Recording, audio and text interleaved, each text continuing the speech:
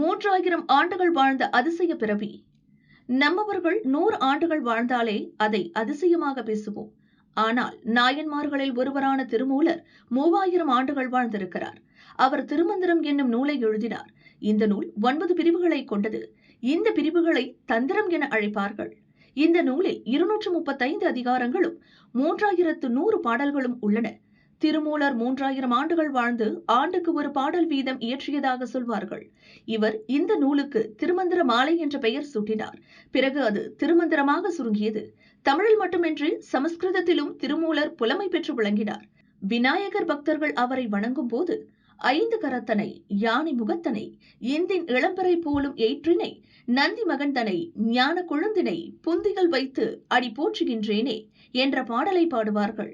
இது திருமந்திரத்தின் விநாயகர் காப்பு செய்யுளாக விளங்குகிறது என்பது குறிப்பிடத்தக்கது.